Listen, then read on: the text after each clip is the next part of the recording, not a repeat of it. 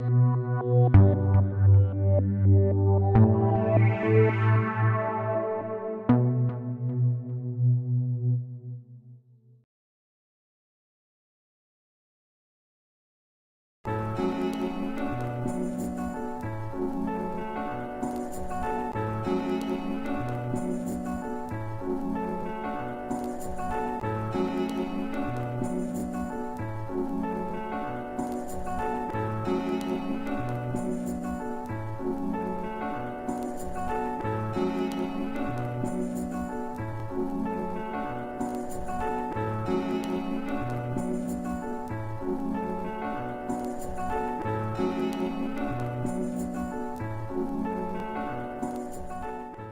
name's Nikeyy Cole. I'm 20 years old and I'm a poet.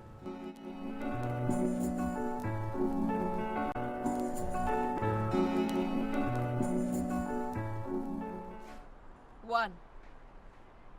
Is it true you can only have one love in your life? Because if it's true, I found that one, but I'm still young. So who knows what's ahead of me? Am I just ahead of myself, calling it love when it's lust? It gets too much. I got a crush on one boy that means the world to me. But the world's a big place, and in it many things that surround me. See, tomorrow's always a surprise, even if you've made plans, and I've not yet travelled to distant lands. So I need to sit back and reanalyze my thoughts, add up the notes. Is this love? Question mark. A long time ago, before the book existed, poetry was oral and not plain mystic. Poetry was something that people understood. Poetry was living in every neighbourhood. Storytelling was compelling listening and entertaining, done without the ego trips and no special training, found in many forms. This was the oral tradition. When government said quiets, poets said no submission. So it was a real people's art. Before I called it poetry, I just loved words. I didn't call it poetry, it was just playing with words. I like the way that words sounded, I like the rhyme, I like the rhythm of them, and I was doing a form of poetry as soon as I could speak, my mother said. I've always written, like when I was little I used to always write stories and stuff, and then, but poetry mainly like year 10 times, so I was like 15. For me, poetry was all about memorising words. Okay. I didn't really think about poetry on the page. For me, it was something that had to be performed. When I was creating a piece of poetry, it was all about the sound of it. Spoken word is like up, down, round the corner, all over the place. It's like, but like left twice in a week, left lifeless and weak, left to find myself in love when love can't find me, when love took off through Heathrow, since he threw my love away. It's less I go and perform it on the stage. If they like it, I know there and then. Yeah. If it doesn't work, I know there and then. So it's the oral tradition.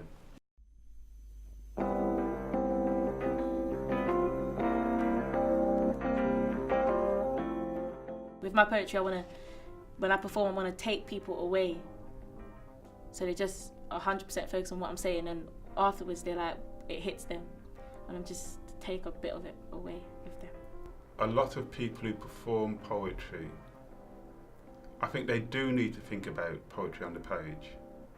Not just reading it now, but writing it also. I've started writing a book of poems. But then I don't know if I want to release it as a book or as a recording. It's not just a matter of writing the performance poem down, because what works on the page may not work on the stage, and what works on the stage may not work on the page. There are poets that we know and we've studied in school that have been around for hundreds of years, and we know them because they're in books. Poetry and spoken word are very interlinked. It's more, the thing that separates them more, I believe, is the rhythm. But there's an art to writing poetry down, just like there's an art to performing it. Sometimes you'll find one of my poems that the performed version is slightly different to the written version. A poet such as like Robert Frost, or be like, 2 roads diverged in a yellow wood, and sorry I could not travel both. And be one traveller long I stood, then looked down one as far as I could to where it bent in the undergrowth. It's very, not static, but it's very da-da-da-da-da-da-da-da. Because I know on the page I may not need so much repetition. I know on the page I've got a lot more scope for metaphor. I know on the page I may not have to stick to that definite rhythm all the time. I can play around with it. The way you read it would not necessarily be how it said, so it could mean two different things. I know on the page you're going to be sitting down reading it quietly, whereas on stage I'm going to have to blast it out to you. So you get two versions sometimes.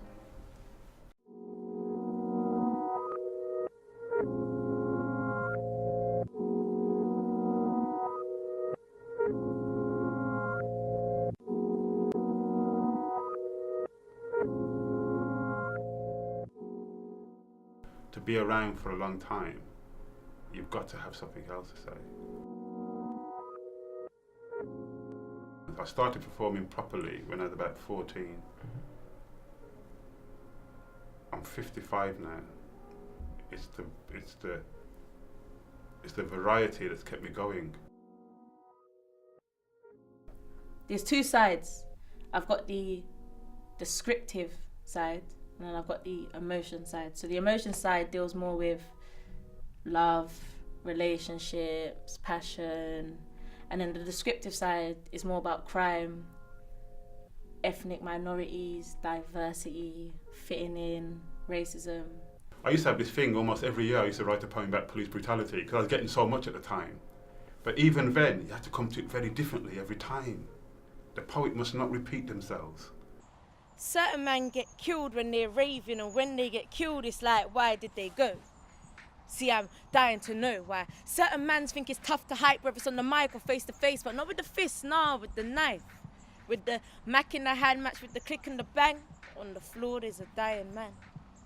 My poetry, not just mine, but a lot of poets from our time, was supposed to cause revolution. And there's no crying no more because he's breathless. And there's no thinking no more because he's senseless, which makes him brainless. He's dead. His body's repelling. Now will his soul enter heaven, or will it fall to the bottomless pit? Though he was taught right, will he do wrong? Because if he does right, he ain't cool, and he ain't white, and white's right, cool. His mum's grieving, his dad's disbelief. Because look at all the violence we're allowing on our streets, but is it our fault? All the things that we were campaigning for in the 70s and 80s are still here. Because they'll rather danger us than labour us to keep us on the low. And governments have long decided shade of colour's got to go, BMP. So they put the guns on streets and try and blame it upon the youth. I blame the education systems who don't teach us about our roots. Right now in Britain, we have soup kitchens. We have people begging on the street, have to go to churches to get their meals. There's still a big division between the rich and the poor. Okay, you may say it's all politics, but this is what our poetry was for. Because if we knew about the maths, the inventors and the inventions and how we did build the pyramids, we have something to aspire to, not dying, God forbid. My eyes are blinded. Blinded by the amount of metal hanging on the streets, and my ears are deafened by the shots when he fell from their feet, and I'm fed up. Because tried and soft ain't soft where we live. And the youth, they'll rather fight than forget and forgive. They'll rather strap up with guns than strap up with condoms. Baby mama's claiming benefits. But what's the real benefit, my son, when your daddy ain't about? We said we wanted to move people with our music to get them to be politically aware. And what do we get? X Factor.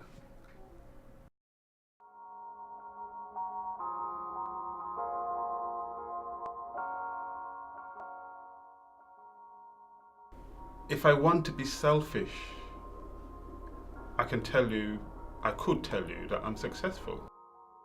No, I don't want to be famous. Why not? I don't. I'll rather release my poems anonymously. Because with poetry, I don't think it's about the author. I think it's about the reader, what the reader takes from the poem or the piece of spoken word, rather than the actual author.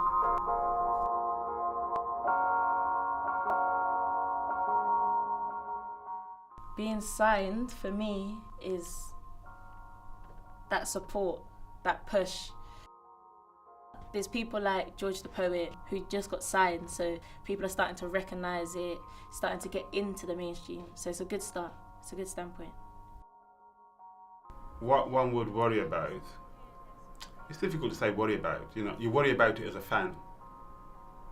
Lost to find myself in love since love won't find me, since love left me in bits. But I think what he needs to be wary of is if the record company says, well, no, you know, we got to bring in some horns and some big trumpets and, you know, we need, let's just try and do a drum and bass thing and, you know, let's do some videos and get you some dancing girls. That's commercialism. That's you chasing the market and not being true to yourself.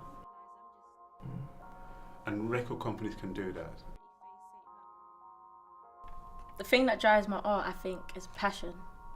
And because I see it as a part of me, I don't think I could trade it for commercial success because I think it takes it away from me, if that makes sense. And I don't feel I'll be able to talk about the same things that I want to express. Yes, I can't see me doing anything else. And I do what I love to do. My life aim with poetry would just be to get it out there, but I don't want it to be the end game. My job now, because I've had the success that some people claim I've had, is to inspire other people. Is to bring up the next generation of poets. My dream job is to work and influence youth and young people. So I could use poetry to aid that. So that's why I'm saying poetry will never be detached from me because it's always a part of me. Yeah.